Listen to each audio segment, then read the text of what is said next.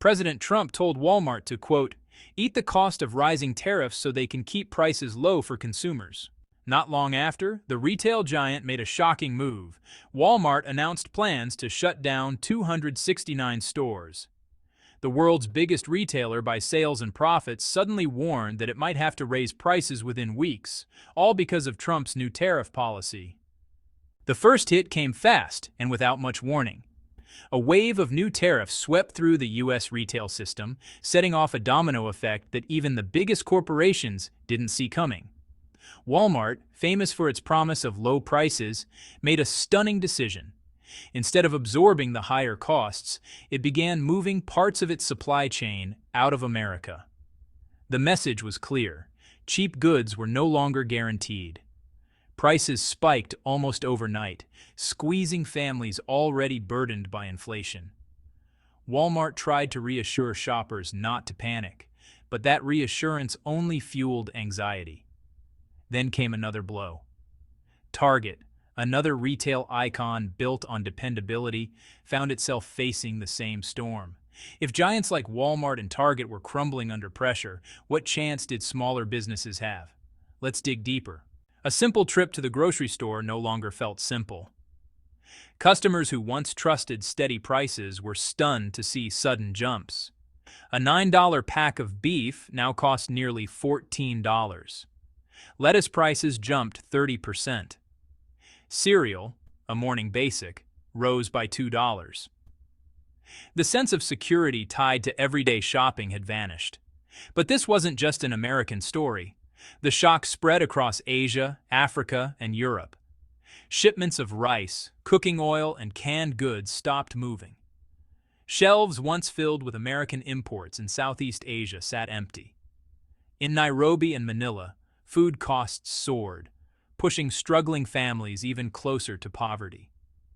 The spark for all of this came straight from the White House. When President Trump accused Walmart of betraying American workers, it triggered chaos far beyond United States borders. Walmart could no longer stand by its motto, everyday low prices. The math no longer worked. Tariffs had wiped out that business model, and the financial damage was massive. By the second quarter of 2025, Walmart had lost nearly $25 billion. Those costs were passed directly to American families, higher prices for food, clothes, and essentials. By June, things got worse. Walmart closed 10 distribution centers and left 50,000 employees uncertain about their jobs. Its once celebrated just-in-time delivery system, which kept shelves full and prices low, was now on the edge of collapse. Executives called the tariffs economic weapons aimed straight at the heart of their supply chain. What began as a political move had turned into a retail nightmare. The panic soon reached Wall Street. Investors saw Walmart's prices rise, its warehouses close, and confidence drop. They feared the chaos wouldn't stop at groceries. It could spread to electronics, clothing, and toys, all industries deeply tied to Walmart's massive purchasing network. Contracts unraveled, shipping costs exploded, and supply deals were rewritten week by week. Analysts began warning of something unthinkable. If Washington didn't intervene, the United States could face the biggest retail collapse in modern history, right before the holiday shopping season. The roots of this crisis traced back to April 2, 2025. That day, in the White House Rose Garden, Trump signed Executive Order 14,257, known as the Liberation Day tariffs. It was meant to pressure China, but instead, it ripped through global retail networks. Walmart's withdrawal from some United States markets was just the beginning. Target, Costco, and Home Depot soon followed, rushing to sign new supply contracts with factories in Vietnam and India. The trade war had gone from policy to reality, and honestly, the cost was being paid in every household around the world. This marked one of the most dramatic shifts in global supply chains in decades. Tariffs meant to weaken China's position in global trade ended up speeding up its replacement. And it was American consumers who paid the ultimate price. Within days, the results were impossible to ignore. By April 5th, nearly every import into the United States faced a flat 10% tariff, with only Canada and Mexico spared. Then, on April 9th, China and 60 other nations struck back with retaliatory tariffs, with China taking the hardest hit. Tariff rates on Chinese exports skyrocketed to as high as 145%. The effects were immediate. One of Walmart's biggest toy suppliers in China slashed production by 70%.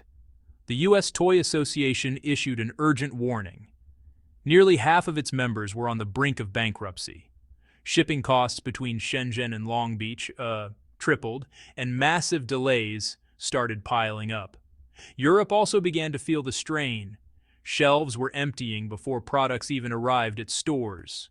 At U.S. ports, hundreds of containers were left abandoned as importers just couldn't afford the new duties.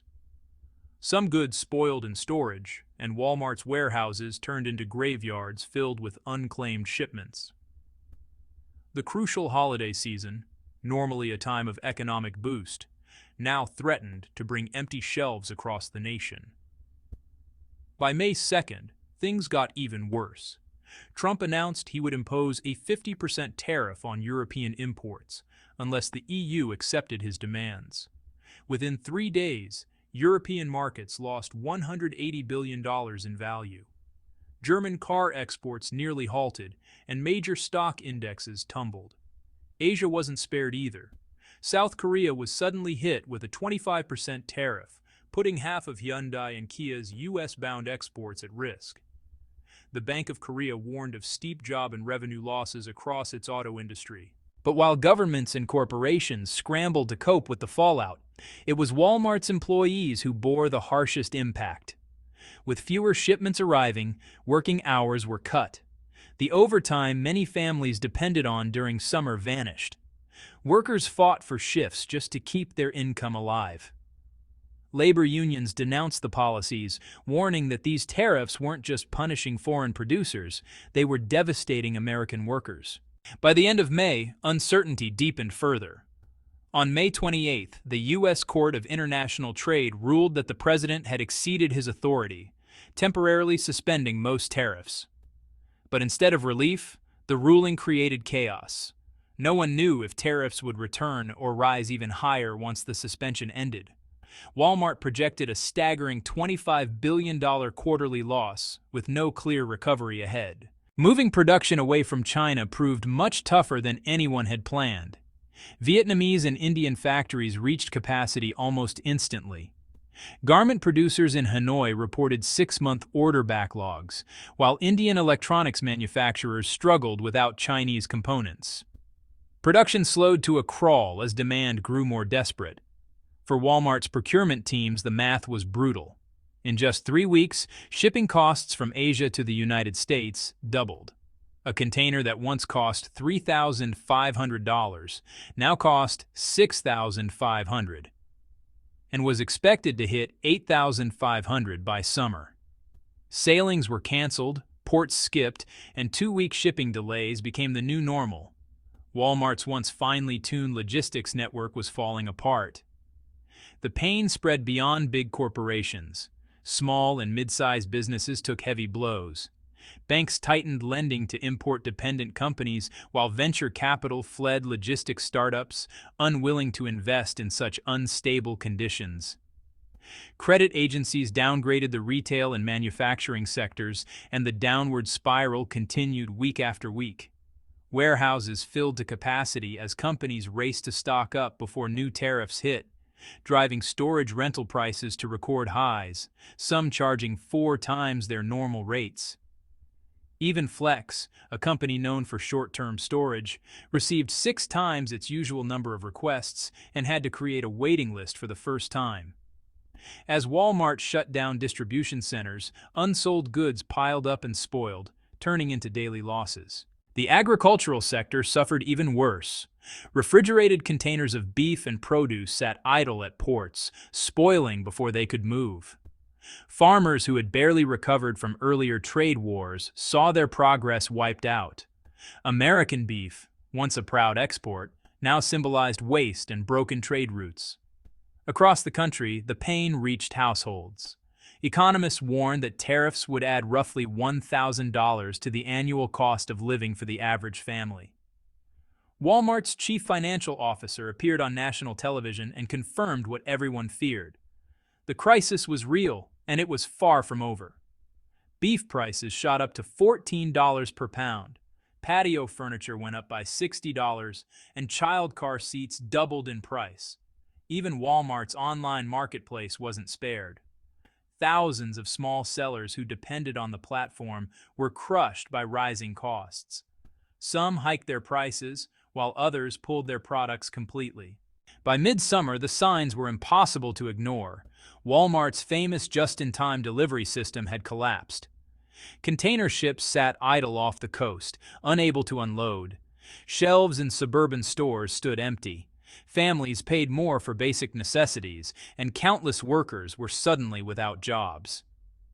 Meanwhile, political leaders still claimed that tariffs would rebuild American industry. But reality showed the opposite. Instead of revival, households were drowning in higher prices and growing shortages. Behind the scenes, Walmart quietly began preparing for a massive shift, one that would shake the entire retail world. A leaked internal report called Project Sort sent shockwaves through Wall Street, revealing plans to shut down 10 major distribution centers within weeks. The closures stretched from California to Florida, hitting towns that had long relied on Walmart as both an employer and an economic anchor. These weren't ordinary warehouses. They were the beating heart of a system that moved products day and night to keep shelves full. Their closure meant something much deeper. More than 50,000 workers were about to lose their income, and with them, entire local economies were at risk. Restaurants, gas stations, trucking firms, all the businesses that depended on Walmart's logistics chain faced dark days ahead. Even local governments began to worry as tax revenues started to disappear. Beneath all the numbers and corporate announcements lay a harsher truth. The very foundation of American retail was coming apart, and with it, the lives of millions who kept it running were being thrown into uncertainty. So, now the question is, how much more pressure can this system take before it collapses completely? And if the backbone of retail gives way, what happens to the rest of the United States economy? Stay tuned, and don't forget to like, subscribe, and turn on notifications so you won't miss what's coming next.